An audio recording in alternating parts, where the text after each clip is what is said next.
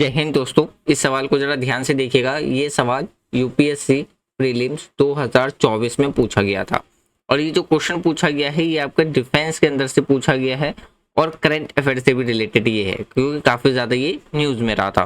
Question में ये पूछा गया कि इन तीनों में से अगर हम बात करते हैं तो कौन से 5th जनरेशन का फाइटर एयरक्राफ्ट है।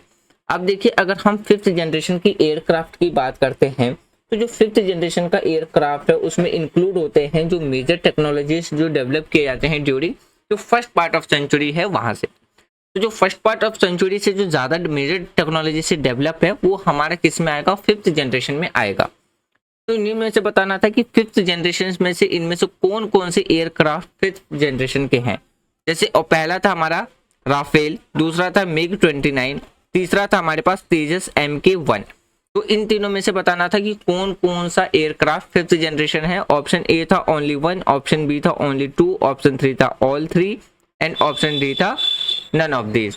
तो इसका जो राइट आंसर आपको देखने को मिलेगा वो आपको मिलेगा ऑप्शन डी, यानी कि इन तीनों में से कोई सा भी जो एयरक्राफ्ट है वो आपको 5th जनरेशन का देखने को नहीं मिलेगा। क्यों? क्योंकि अगर हम राफेल की बात करते हैं तो ये 4.5th जनरेशन का राफेल है जो कि फ्रांस के द्वारा क्या है, डेवलप किया गया है। अगर हम मिग 29 की बात करते हैं तो ये भी क्या है, 4.5th जनरेशन का एयरक्राफ्ट है जो कि किसके द्वारा डेवलप किया गया है, रसिया के द्वारा डेवलप किया गया है। अगर हम तेजस MK1 की बात करते हैं तो ये भी आपको क्या है, 4.5th जनरेशन का एयरक्राफ्ट देखने को मिलेगा जो कि हमारी ही कंट्री के द्वारा इसे डेवलप किया गया है।